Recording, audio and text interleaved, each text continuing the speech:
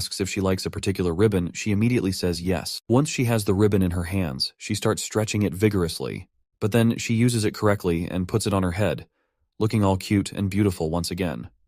Even our hero can't help but admire her beauty.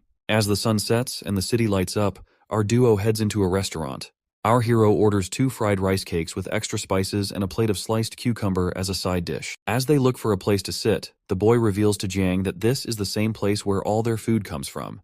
He relies on this restaurant because they serve the best food, and he's been enjoying it since he was a kid. Suddenly, Jiang's mind is totally captivated by the vibrant lights dancing before her eyes.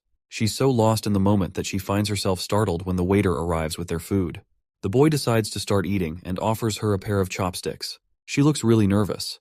And while he chugs down his lemon juice, he realizes he probably made the right choice by not letting her wander off by herself. She clearly needs more guidance than he thought, but he's confident he can teach her everything step by step.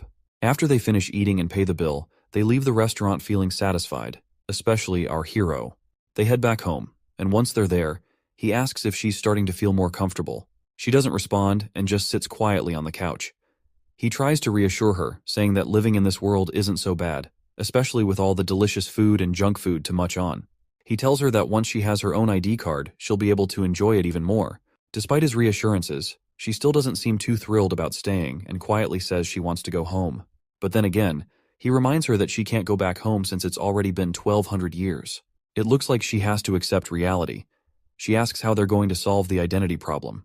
The dude explains he's no government guy to handle this stuff, but there's always a way, and reassure her that he'll help her. The girl gets flustered and feels grateful for his kind gesture. This time she thanks him properly by calling him a young warrior. The boy responds with the same brotherly energy, emphasizing that identity is crucial in this world, and without it, it's difficult to navigate. He then asks her where the list he gave her yesterday is. The girl points to the dustbin. The boy is disappointed by her action and tells her to retrieve it right away. Once she gets the paper out of the bin, the lady asks what they'll do if the ID card issue isn't resolved. Our hero points out that she'll be a criminal and there's nothing he can do. Without an ID, she can't get a job, buy property, or even use public transport, and emphasizes that an ID card is the holy grail in this world. The lady gets a bright idea and asks if, by making money and finding a place to live, the ID would become less important. The boy explains there are still many things she can't do without an ID, like having a bank account, a phone, online accounts, online shopping.